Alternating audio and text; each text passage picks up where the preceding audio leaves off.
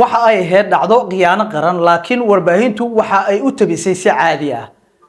taliye sare oo booliiska Soomaaliya ka tirsan ayaa toos ugu la shaqeeyo Imaaraadka Carabta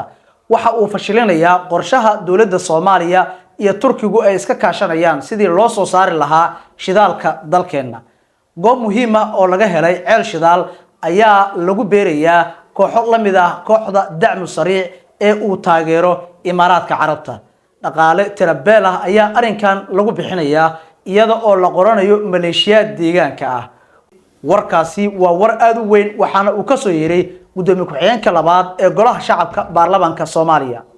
waxa ay dadku u qaateen war caadi ah laakiin arintu ma aha mid sahlan loolanku waa mid muuqdo goobtuna waa gobolka Shabeellada Hoose inta u dhaxaysa dhanaani iyo lambar konton waxa maalmihii la soo dhaafay ka taagneed karkarka colaad oo aan dadka deegaanku ka warhaynin halka waranku kaga taagan yahay laakiin sirtu waxa ay tahay ceel shidaal oo halkaasi laga helay Turkiga oo u dhaqaaqay mashaariicdaas ayaa ku bilaabay wadooyin laami ah laakiin isurtaagu waxa uu ka bilowday meel aan laga filin gudoomiye ku-xigeenka labaad ee golaha shacabka baarlamaanka Soomaaliya ayaana toosh afarqaada ku iifiyay arinka toosna u iftiimiyay halka sirtu ka quransan tahay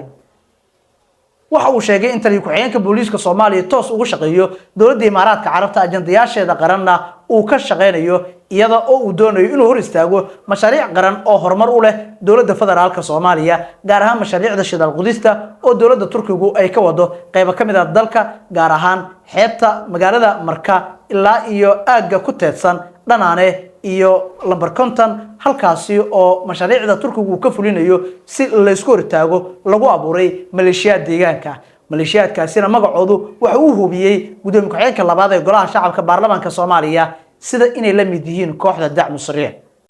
taliye Cabdalla eedda loo jeediyay ee ah inuu dhaqaale ka soo qaatay dawlad shisheeye waa uu iska baryeelay laakiin dhinaca kale waxa uu soo dhaweystay kooxaha oo uu gudoomiye ku-xigeenka labaad ee golaha shacabka baarlamaanka Soomaaliya ku sheegay in loo sameeyay sida kooxda dacmu sariic oo ah in ay gudaha Soomaaliya ay ka abaabulaan fulinta ajando dawladda shisheeye kuwaasi oo maleeshiyaad dadka deegaanka ah haddaba arintan waxa ay muujinaysaa in mashaariicda Turkiga ee Soomaaliya halis weyn ay ku soo wajahan tahay iyada oo ay soo baxayaan dawladda doonaya inay ka hortagaan qorshaha dawladda Turkigu ay shidaal baarista kaga sameynayso Soomaaliya midaasina waxa si cad u iftiiminayo warka gudoomiye Abshirow ee ku aadan in taliye ku-xigeenka labaad ee booliiska Soomaaliya loo adeegsanayo joojinta mashruuca shidaal qudista dawladda Turkiga gaar ahaan midka ka socanayo aagga gobolka Shabeellada Hoose inta u dhaxaysa dhanaane ilaa iyo lambar konton muuqaalada dadka deegaanka oo arintan si aad kaga falcelinayo iyo warka gudoomiye Abshirow oo aad wax badan ka fahmi doonto ayaan rabaa inaan qaybta dambe idinku la wadaago waxa uu jooga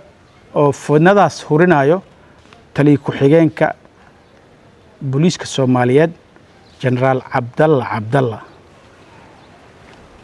fidnadan marka hore bilaabay asaana huriyay dawladda federaalka waa la wadaagnay dawlad goboleedka koonfur galbeedna waa la wadaagnay labadaba Cabdalla wuxuu maxaan ku yiraahdaa ka haystaa fariimo wuxuu ka haystaa sida wada ogtihiin wadankan waxa qasay dawladda shisheeye qaar ka mid ah laakiin dawladda Soomaaliya markay ogaatay maxaan ku yiraahdaa waxay ka qaaday wixii ayaga ka qusay Suudaan sidoo kale waxa ka dhacay sida ogtihiin waxa laga abuuray qoliyada dacmu sariic oo dawladda Suudaan lagu burburinay Cabdalla maanta wuxuu rabaa inuu gobolka Shabeellaha Hoose ka abuuro ciidan sida Suudaan oo kale lagu burburiyo inuu ka abuuro oo ay hogaaminayaan dawladda shisheeye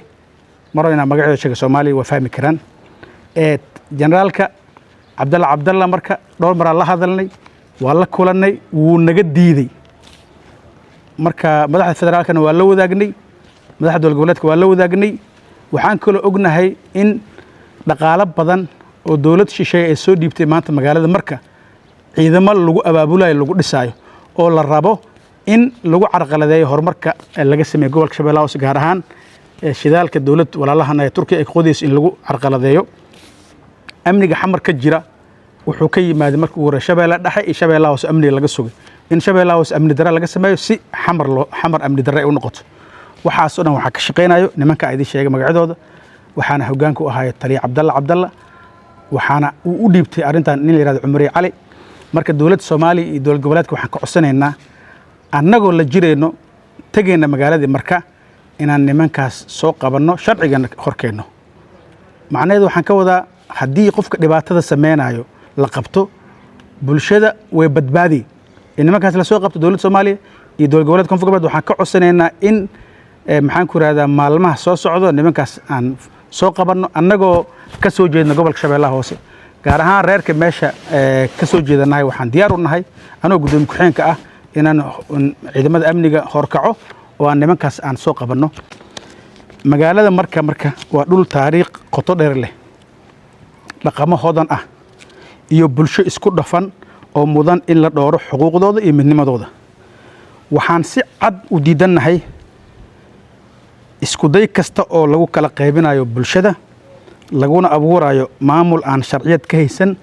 shacabka deegaanka iyo dowladnimada Soomaaliyeed sheegashada koonfur bari waa mid aan waafaqsanayn dastuurka iyo nidaamka federaalka ee Soomaaliya waxayna qatar ku tahay nabadda wadajirka iyo horumarka shacabka waxaan ugu baaqaynaa dowladda federaalka ee Soomaaliya iyo dowlad goboleedka koonfur galbeed ee Soomaaliya iyo hay'adahooda amniga inay si degdeg ah uga hortagaan una soo qabtaan isku day kasta oo lagu carqaladeynayo midnimada iyo nabadda magaalada marka waxaan ku boorinaynaa shacabka gobolka Shabeellaha Hoose gaar ahaan shacabka degmada marka iyo bulshada la dhaqan ee caalamka ciidamada oo ka jooga maxaan ku raahdaa nabad ilaalinta iyo hay'adaha kale bini'aadanimada u jooga waxaan ku boorinaynaa inay garab istaag u sameeyaan dadka deegaanka marka si loo ilaaliyo xuquuqdooda iyo nabadgelyadooda iyo horumarkooda markaan dhahayo maamulka koonfur galbeed meesha ka jiro waxaa hogaamiye ka ah Shabeellaha Hoose hogaamiyaha dhawaan la doortay hogaamiye Sheekh Maxamed Nuur Sheekh Madoobe hogaamiye ka ah saddexda gobol Baay iyo Bakool iyo Shabeellaha Hoose waxaa ka mid ah koonfur galbeed annaga waxaa ugu dambeynaa hogaamiye Sheekh Maxamed Nuur Sheekh Madoobe cid kale oo sheegatay madaxweyne meesha ka sheegatana waxaan leenahay dhowr mar waa kula hadnay laakiin wixii ka dambeeya sharcigan ku horgeyn doonaa sidoo kale dalka Soomaaliyeed gaar ahaan iyo guud ahaan gobolka Shabeellaha Hoose iyo degmada marka waxaa ka jira xaaladaas hadda aan kor ku sheegay amni darro sidoo kale dhibaatooyin badan oo arrimaha bini'aadanimada way ka jiraan hay'adahan waxaan ka codsanaynaa inay gaarsiiyaan arrimaha bini'aadanimada sidoo kale